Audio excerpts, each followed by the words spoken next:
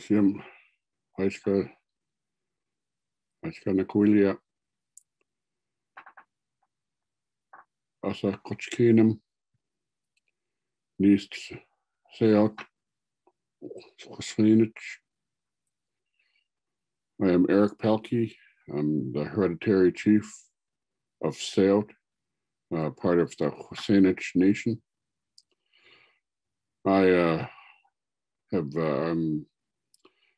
was bestowed the Hereditary Chieftainship in the year 2000 after the death of my father, and this was bestowed on me by the Grand Chief Sammy Sam and Simon Smith, the Hereditary Chief of Tsawout. But I am here today in regard to Hereditary Chief, save the herring, because herring is one of the base foods of our people, a food that carried them through the hard times. It was the moon that we are in now on the WSANEC calendar is called the Wuckus moon, the Wuckus moon, and that is the Wuckus is the frog. And it's because the frog is the thing that announces the regrowth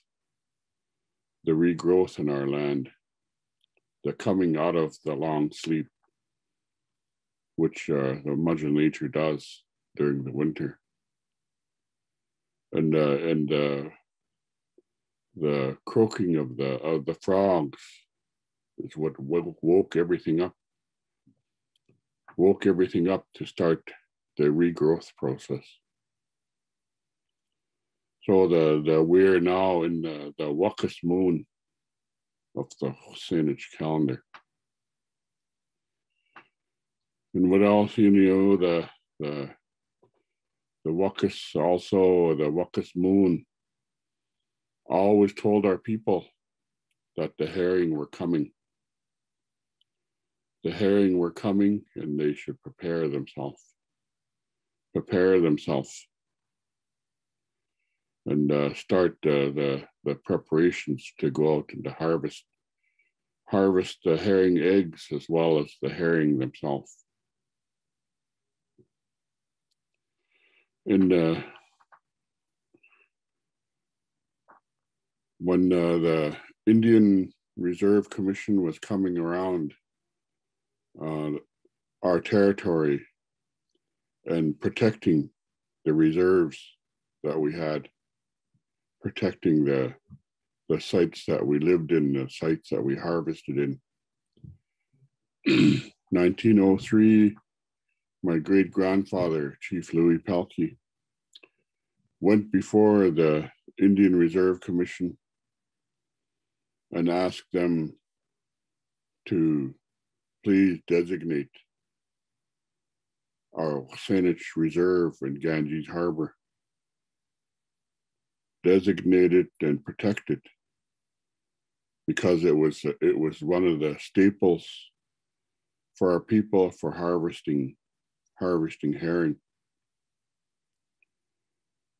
My great-grandfather had a longhouse constructed in Ganges Harbor, and where all of our family and relatives used to go and live there during the harvest, the Wuckus moon, to wait to prepare for the harvesting of the herring. So our people lived there and harvested all of the herring that was possible and all the herring eggs. The herring that they caught, that they would hang them in the longhouse and smoke them. And those herrings would last last through, if they had enough, could last them right through the following winter and into the new year. But they also used them for trade, because the dried herring could be transported hundreds of miles in order to trade for things that we did not have in our territory. So that was a real trade item for us. And many people as far away as Yakima and down to southern Oregon would always wait for our people to travel to their country in order to trade for the smoked herring. So that is where we're at right now in our season, the Wakas Moon. So as now in these days, we recognize that the herring have now become nearly extinct in our territory. I say nearly, because our people still see herring, young herring, and adult herring within our territory, but they're very, very few. And what those herring are doing is they're fighting for life, fighting to hang on and trying to establish their families once again in our territory. So we see them, and we pray for those herring. And that's why we say, Halit Lastanat, let the herring live.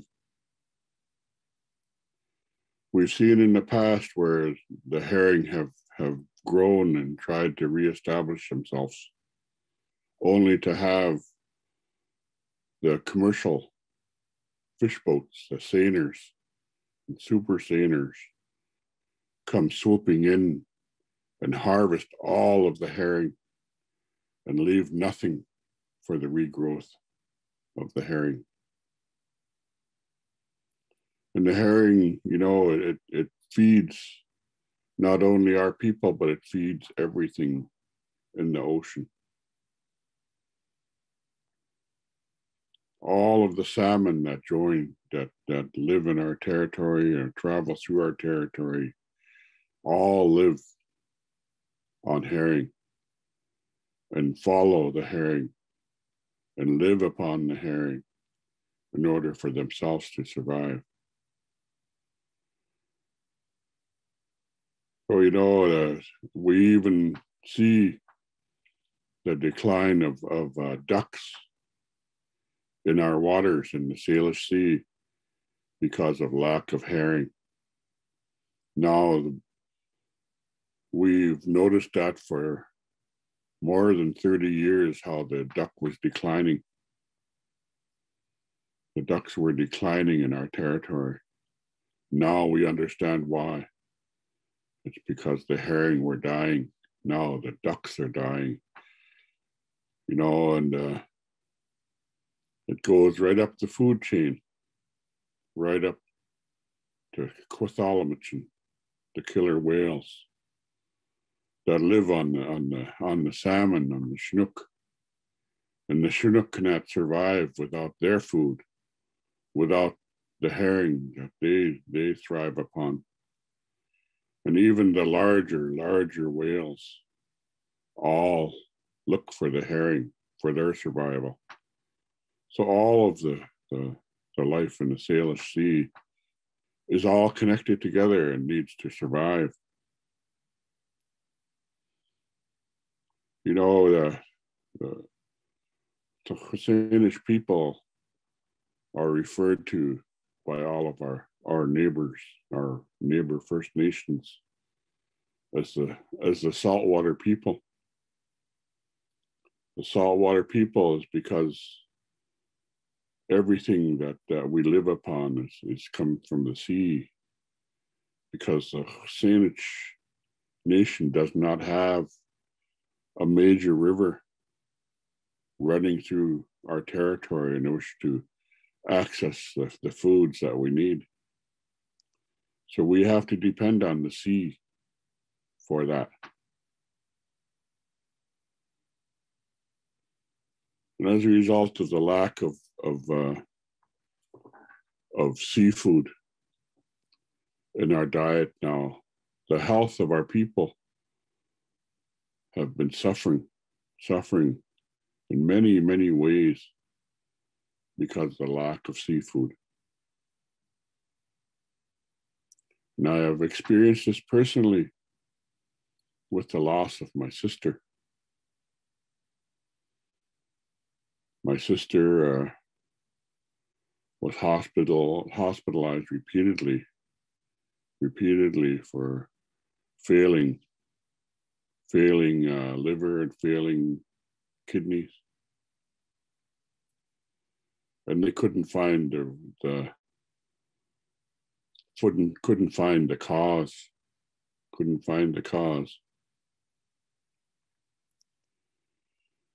But sadly, right towards the end, specialists came in from Vancouver to see her at the Royal Jubilee Hospital and did a lot of tests. And he identified the problem that her liver was the main culprit that was failing because of the lack of seafood in her diet.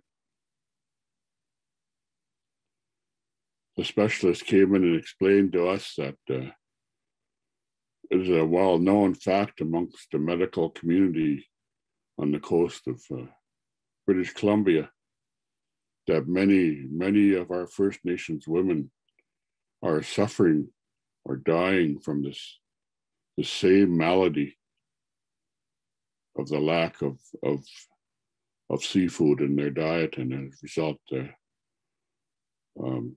having liver disease. And that it is a really sad thing for me to experience, but to realize that this is a well-known fact amongst the medical community. I asked him, well, why don't we all know this? Why isn't that presented to the broader First Nations public to identify this problem? And he said, well, that's not my job. That's not my job, That's my job to publicize these things. But that really, really hurt me to find out that a lot of our First Nations women are suffering and dying from this malady because of lack of seafood in their diet. This time of the year that we're in is typically the longhouse season of our people, where we gather and we sing our winter songs, gather and do memorials for our relatives, and do pass down hereditary names and hereditary chieftainships in what is generally known as potlatches. But we call it Tsawout. And it's a healing place for us. Those are healing ceremonies for our people to carry on our life and carry on what we believe in. But we're not able to provide the food that traditionally went on the table because we can't find the herring anymore, which was this time of the year that this started to show up for the tables of our gatherings, and how people looked forward to that, looked forward to having the herring and having the herring eggs on the table. Now when our people gather and they come together and they look around, they say, where is the herring? Why do we not have that for our people any longer? So it's definitely missing again from our diet, and also as a result, bringing down the general health of our people. And they ask our leadership, why is our herring not here anymore? And we have to look around and see what's happening, and we see the commercial industry is raping the seas of our people with their huge seiners to go in and harvest an entire community of herring. Because all these people think that herring just pass through our area, but they don't. The herring come here, they're resident herring. They come here to live with their families, and they return home to spawn every year. And that's what you see on the spawn season. The herring have come home to spawn. They spawn in bays and inlets and cover an entire area of their spawn because that's their home. And when the seiners move in and they scoop up the entire community of herring that have come in to spawn, they make that family extinct because they take everything and they leave nothing.